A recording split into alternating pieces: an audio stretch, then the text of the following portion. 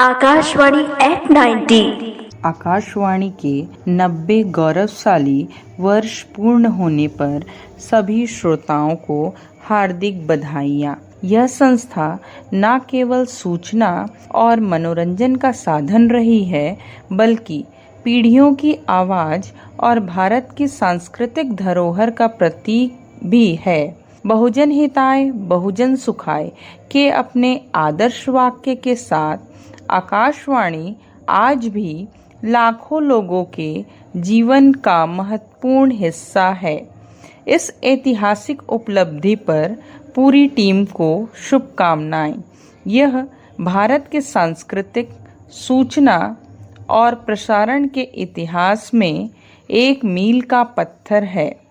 आकाशवाणी ने देश की आवाज को राष्ट्र और दुनिया तक पहुंचाया है। छत्तीसगढ़ी गीतों की फरमाइश, किसान वाणी, बाल वाटिका, अन्य कार्यक्रमों का आनंद हमारे द्वारा आज भी लिया जा रहा है और इसके लिए आकाशवाणी को धन्यवाद।